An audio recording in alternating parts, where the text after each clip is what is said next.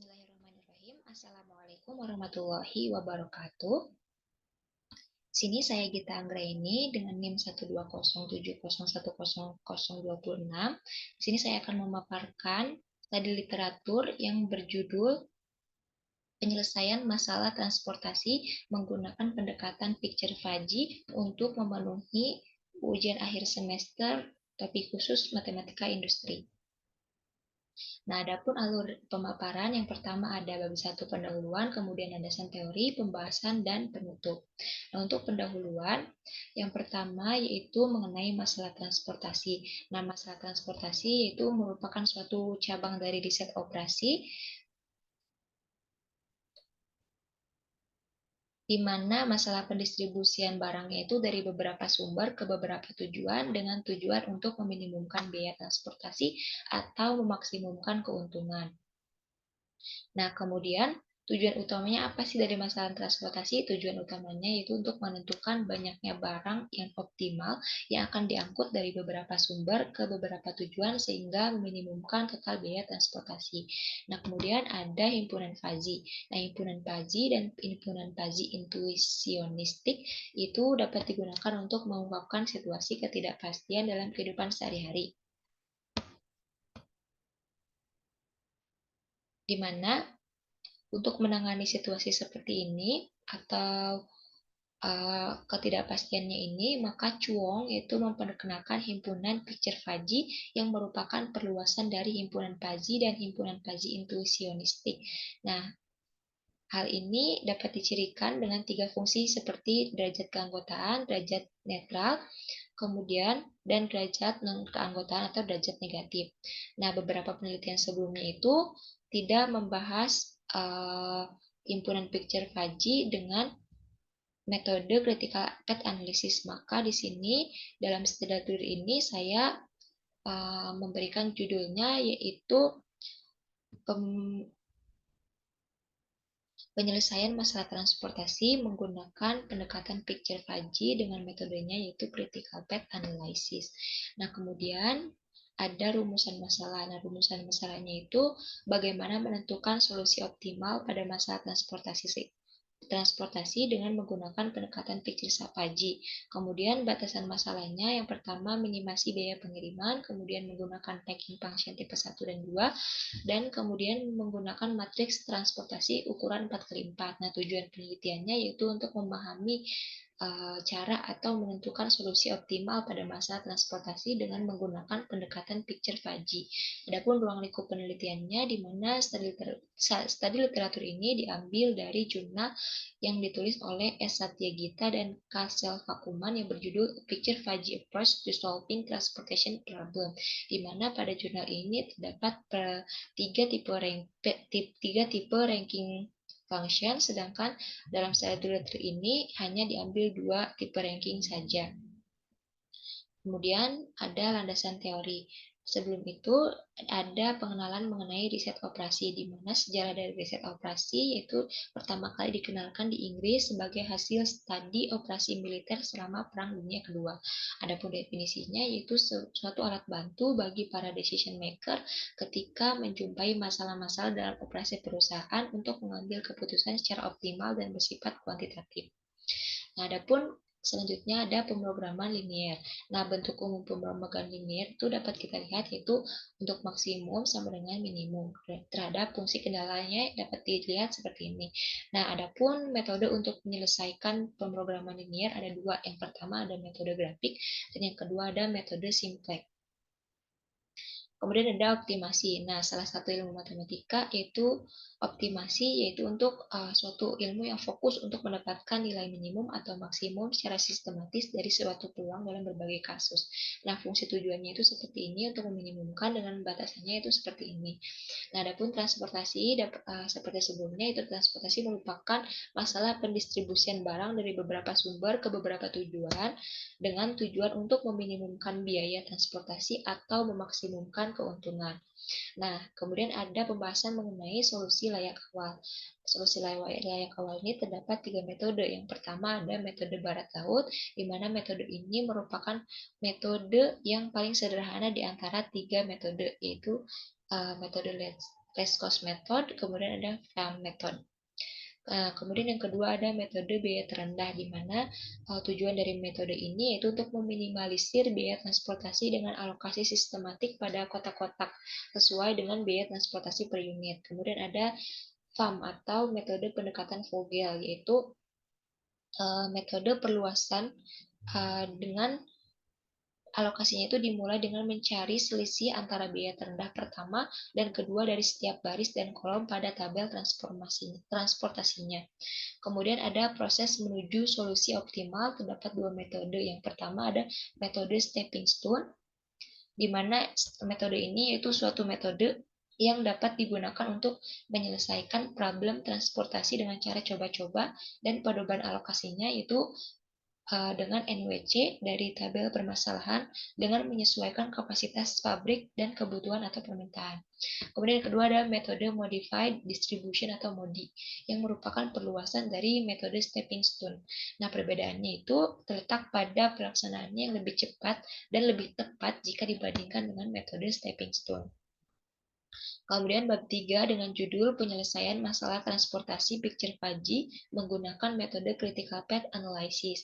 Nah, sebelum itu ada himpunan picture Fuzzy pada semesta X adalah suatu objek yang berbentuk A pangkat P, di mana X-nya itu ada derajat keanggotaan atau mu A, kemudian eta A derajat keanggotaan netral, kemudian ada gamma A yaitu derajat keanggotaan negatif.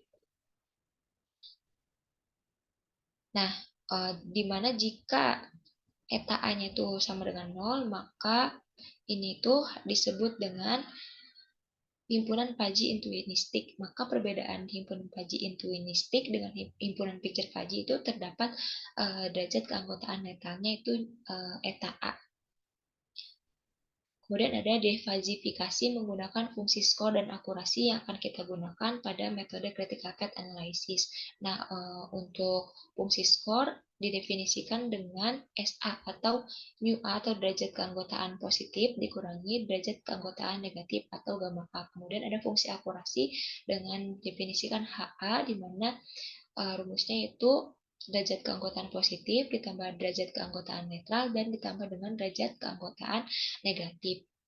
Nah, metode jalur kritis yang diusulkan yaitu metode critical path analysis, yang merupakan metode untuk menyelesaikan masalah transportasi dengan menitik beratkan jalur terpanjang yang berisi nilai resultan maksimum dari setiap baris dan setiap kolom sehingga mendapatkan nilai biaya yang minimum.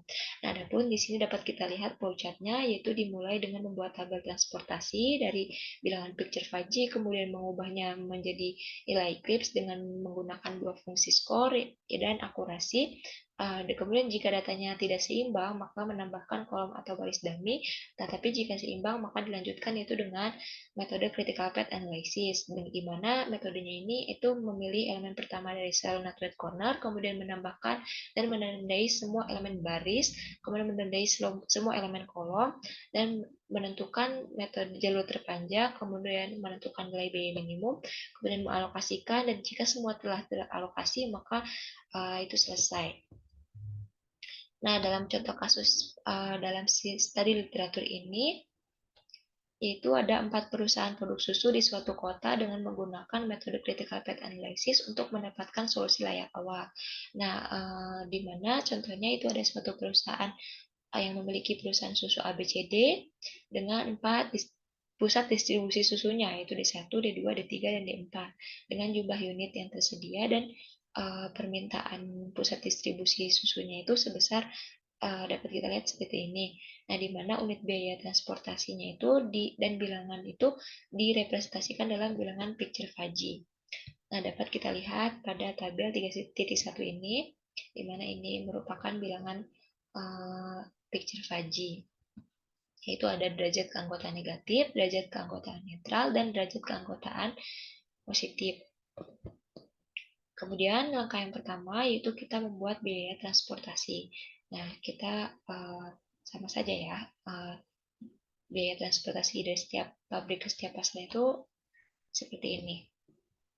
Dan kita menganalisis atau mengubah si tabel transportasi ini ke dalam ke dalam bentuk script, yaitu dengan yang pertama tipe 1 yaitu fungsi skor, di mana fungsi skornya itu derajat keanggotaan negatif dikurangi dengan derajat keanggotaan positif dikurangi derajat keanggotaan negatif.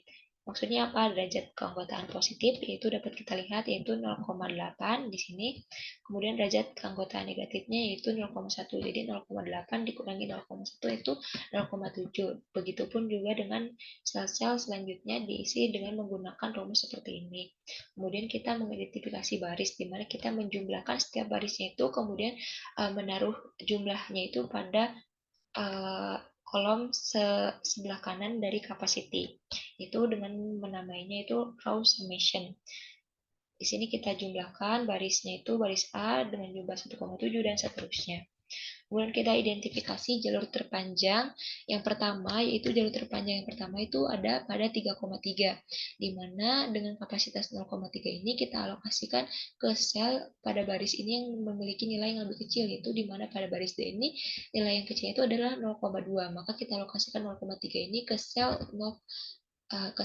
ke kolom D1 yaitu 0,2 sebanyak 0,3.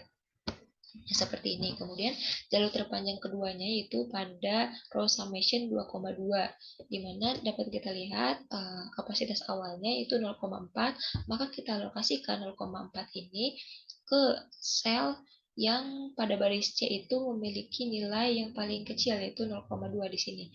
Maka kita alokasikan 0,4 ini sebesar maksimum demand-nya, di mana maksimum demand-nya itu 0,2, maka kita alokasikan sebesar 0,2 sini.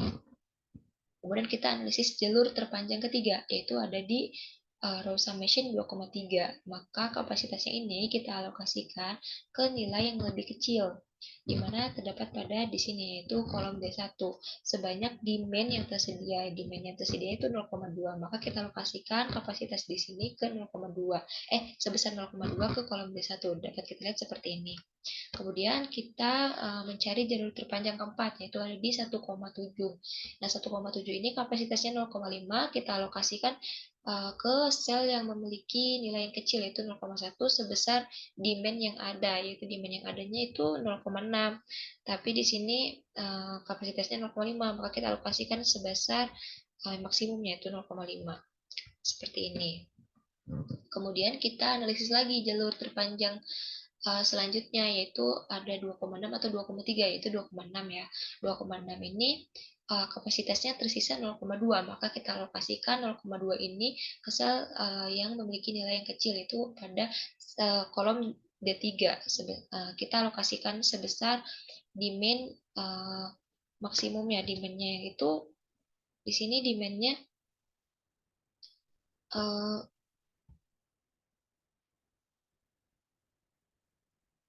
mohon maaf di sini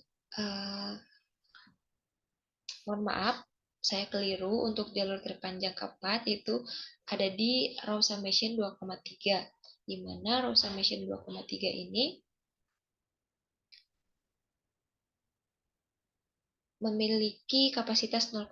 Kemudian kita alokasikan 0,5 ini ke kolom D1 karena memiliki sel yang lebih kecil sebesar demand yang ada, di mana demand yang ada itu sisanya itu 0,2 di sini ya. 0,2 kita alokasikan sebesar 0,2.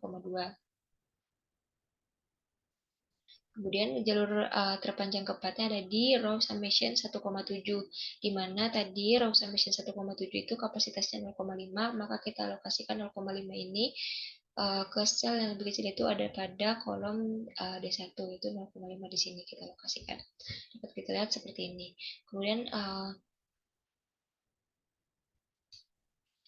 Kemudian tersisa kapasitas pada baris B dan baris C, maka jalur terpanjang selanjutnya terdapat pada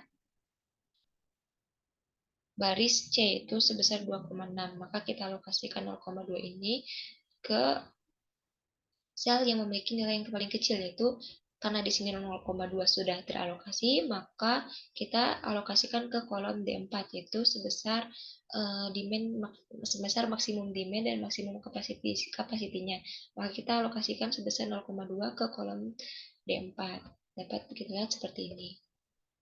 Kemudian setelah itu kita analisis jalur terpanjang ke-6, yaitu sisanya ada pada baris B yang sebesar kapasitasnya sebesar 0,5, maka kita alokasikan 0,5 ini ke nilai sel yang paling kecil, di mana nilai sel yang paling kecil itu terdapat pada kolom D4, maka kita alokasikan sebesar demand yang maksimum ya, berarti kita alokasikan 0,4 pada kolom D4 baris B. Seperti ini.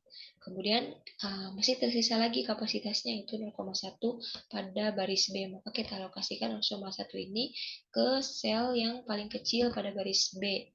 Karena 0,1 dan 0,3 sudah, maka kita alokasikan pada kolom D2 baris B, yaitu 0,4 sebesar 0,1. Maka hasil dari alokasian ini, karena di sini sudah 0 kapasitasnya dan demandnya juga sudah habis, maka ini adalah final dari alokasi tabel tipe 1. Untuk mencari solusi yang awal, maka biaya transportasinya kita tinggal kalikan saja 0,1 ini dikali 0,5, 0,1 kali 0,2, 0,4 kali 0,1 dan seterusnya, sehingga didapatkanlah biaya transportasinya itu sebesar 0,41 satuan biaya untuk tipe 1. Nah, untuk tipe 2-nya itu dengan menggunakan fungsi akurasi dengan rumus HA, di mana derajat keanggotaan positif ditambah derajat keanggotaan netral dan ditambah derajat keanggotaan negatif. Maksudnya gimana? Nah, kita balik lagi ke tabel transportasi di awal. Nah, di mana di sini itu derajat keanggotaan positif, netral, dan negatif ini kita jumlahkan semuanya. Sehingga dari jumlah dari ini adalah 1, kemudian ini 0,4 tambah 0,3 tambah 0,3 itu 0,9 dan seterusnya. Sehingga dapat kita lihat hasilnya seperti ini.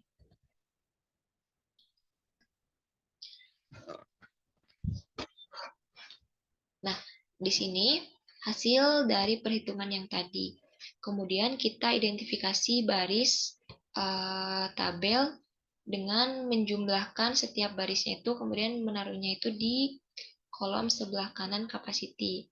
Itu dengan menamainya itu row summation, itu seperti ini. Kemudian kita mengidentifikasi setiap kolomnya. Identifikasi kolomnya itu dengan menjumlahkan kolom-kolom pada kolom D1, D2, D3, kemudian kita menaruhnya di bawah demand. Nah, kemudian yaitu identifikasi jalur terpanjang pertama, di mana jalur terpanjang pertama itu ada di baris D dengan row summation itu 23. Maka mohon maaf, di baris B itu 29. Maka kita lihat bahwa kapasitinya itu ada 1. Maka kita alokasikan 1 ini ke sel pada baris B yang memiliki nilai yang paling kecil itu pada kolom D4. Nah, kita alokasikan 1 ke kolom D4 baris B. Seperti ini. Kemudian untuk jalur terpanjang kedua, jelas ya, yaitu ada pada 23. Nah, 23 itu kapasitasnya 9, maka kita alokasikan 9 ini ke sel D, ke sel baris D yang memiliki demand-nya juga yang paling kecil. Maka kita alokasikan 9 ini ke kolom D2 sebesar 1, karena demand-nya maksimalnya 1. Dapat kita lihat seperti ini. Nah, kemudian untuk jalur terpanjang ketiga, yaitu pada baris C, yaitu dengan row summation 21, dan kapasitinya yaitu 9, maka kita alokasikan ke sel yang memiliki nilai yang paling kecil, yaitu 1, 1, 1. Nah, di mana demand-nya itu sama saja, yaitu 9. Maka kita alokasikan 9 ini ke baris C kolom D1 sebesar 9. Dapat dilihat seperti ini. Nah, untuk jalur terpanjang keempat itu ada pada row summation 12. Maka kapasitasnya 1, kemudian kita alokasikan ke baris dengan demand-nya gitu. Dengan baris yang memiliki nilai sel yang lebih kecil itu yang tersisa demand-nya hanya pada kolom D3. Maka kita alokasikan 1 ini ke kolom D3 baris A. Nah, dapat kita lihat seperti ini. Kemudian di sini kapasitas yang tersisa ada pada baris D. Maka kita alokasikan baris D ini sebesar 8 ke demand yang tersisa juga. Demand yang tersisa yaitu ada pada kolom D3 baris ke D. Maka kita alokasikan sebesar 8 ke kolom D3 baris ke D sebesar 8. Maka karena kapasitasnya sudah 0 dan demand-nya juga sudah 0, maka ini adalah final dari alokasi tipe 2. Nah, untuk solusinya tinggal kita kalikan seperti pada tipe 1 yaitu 1 kali 1, 1 kali 1, 1 kali 9, dan seterusnya sehingga didapatkanlah bahwa biaya transportasi tipe 2 itu sebesar 20 satuan biaya. Nah, untuk perbandingannya hasil tipe 1 dan tipe 2 yaitu tipe 1 sebesar 0,41 dan tipe 2 sebesar 20 satuan biaya. Nah, untuk kasus pada studi literatur ini, ranking pasien yang pertama lebih baik daripada tipe 2 karena menghasilkan biaya yang lebih minimum yaitu 0,41 satuan biaya. Nah, yang terakhir yaitu penutup. Nah, pada kesimpulan, untuk menyelesaikan permasalahan transportasi dengan menggunakan pendekatan picture fuzzy, pencarian solusi optimalnya dapat dilakukan dengan metode critical path analysis dengan menitik beratkan jalur terpanjang yang berisi nilai resultan maksimum dari setiap baris dan setiap kolom sehingga mendapatkan nilai biaya yang minimum. Nah, setelah mengaplikasikan metode critical path analysis pada masalah transportasi dengan pendekatan picture fuzzy, maka didapat solusi optimalnya yaitu ranking function tipe 1 sebesar 0,41, tipe 2 sebesar 20. Nah, untuk contoh kasus pada studi literatur ini, ranking function pertama itu lebih baik daripada ranking function tipe 2 karena menghasilkan biaya yang lebih minimum yaitu 0,41 satuan biaya. Nah, untuk saran pada studi literatur ini yaitu dengan menggunakan metode critical path analysis, dengan menggunakan pendekatan picture fuzzy pada masalah transportasi, menggunakan ranking function tipe 1 dan 2. Nah, maka untuk penelitian lebih lanjut, disarankan untuk menggunakan metode critical path analysis, tetapi dengan ranking function itu lebih dari 2, atau ukuran masalah transportasinya itu bisa lebih dari 4 kali 4. Nah, untuk daftar pustakanya di sini didapat dari Haji Mufidin dan lain-lain. Sekian presentasi mengenai sekian presentasi dari saya, kurang lebihnya mohon maaf. Wabillahi taufiq walhidayah. Wassalamualaikum warahmatullahi wabarakatuh.